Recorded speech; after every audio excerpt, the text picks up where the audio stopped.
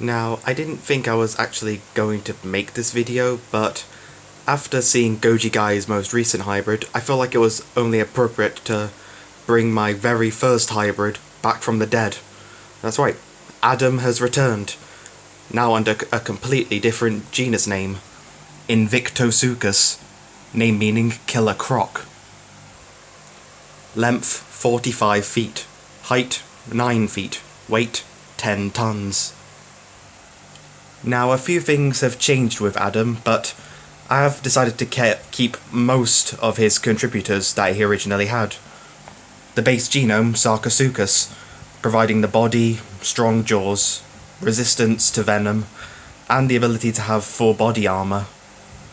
Fasolasuchus, providing the armour, the teeth, the back legs, as well as the leg positioning, being under the body rather than out the sides, also giving my hybrid the ability to rear up for short periods of time. Arctodus, also known as the short-faced bear, providing the front legs and the claws, while further enhancing its rearing stance. Mimic Octopus, enhancing intelligence, and also enhancing its camouflage, allowing it to basically mimic its opponent. And the southern Alligator Lizard, providing a more flexible skeletal structure, as well as better armour underneath and a more prehensile tail. Now, I have had to remove a couple of contributors, but they have been swapped out with better contributors. Like, I originally had hyena DNA in Adam for its cardiovascular system and its strong canine teeth. But Harris T-Song pointed out that a hyena's cardiovascular system might not work the best on a cold-blooded animal. So I found a cold-blooded animal that provides a much better cardiovascular system, which is one that quite a few people have been using in the hybrid war recently. The Komodo Dragon, providing both the cardiovascular system as well as special iron-coated teeth, and even producing a special venom in its saliva. So, it definitely works, basically provides everything that the hyena did, and more. The other contributor I had to swap out was the fly, because flies have very fast reaction times, but that wouldn't work in a much bigger animal. So I found another animal with also very impressive reaction times. This guy, the black Spiny-Tailed Iguana, which has some of the fastest reaction times of any lizard. So it may not be the most effective in a much larger creature, but it should hopefully be more effective than the fly would be. So I haven't just gone to replace the old contributors with the new ones, I've added new contributors to make Adam even better. Starting with the Saltwater Crocodile, providing better heat regulation, as well as possible better venom resiliency, as well as providing more augmentations to the brain and hunting styles, since crocodiles are not actually completely stupid. They have shown few signs of intelligence, and also their hunting style is something that is very crucial, since this will also give Adam the ability to deathroll, which would come in very handy when fighting against other hybrids.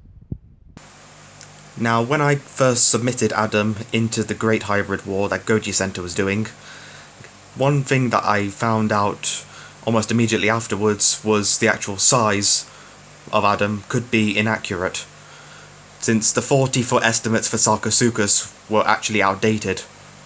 So to make sure my creature could actually get to those sizes and bigger, I'm including Spinosaurus for its increased size and length, particularly in the tail. Now, the reason I'm going with Spinosaurus and not another large carnivore like the Giga or the Rex is because of congruity. Spinosaurus was an aquatic hunter, much like other contributors like the Sarcosuchus and the Saltwater Crocodile. So I'm hoping that this should hopefully work better and lead to less conflicting instincts. So there he is, the new and improved Adam. And before you ask, yes, I did basically just cut out the picture I used first time and put it on a new sheet of paper, because this drawing took me a long time to do and I'm not going to waste it. So I'm hoping now that Adam will be the very first challenger for Goji Guy's new hybrid Reiner. Yes, I'm calling it Reiner, not Reiner, because I'm British, and calling it Reiner just sounds wrong. Now, you might be wondering, how will Adam actually do that? Well, there's quite a few ways is that Adam could do this. The first big one being using the environment that Reiner lives in to his advantage.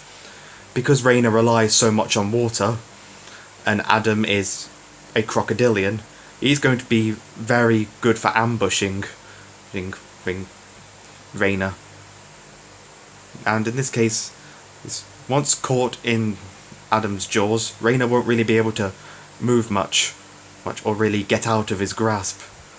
I mean, one of Reiner's methods of killing was by forcing his opponents in the water and drowning them, which would work for almost every other creature except for Adam, because Reiner can only last a few minutes in water, while since Adam is a crocodilian, he can last a lot longer.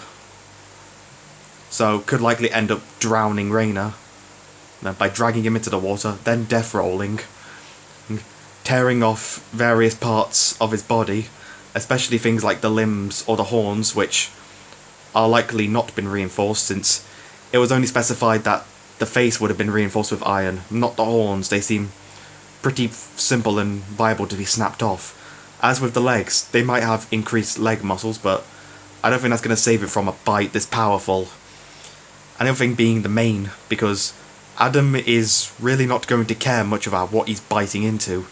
Like, if Goji Guy thinks that Adam is just going to stop biting because he gets a mouthful of fur, well, why don't you go and ask a crocodile out there that's hunted a lion before by grabbing it by the mane, and then ask it if it's been bothered at all?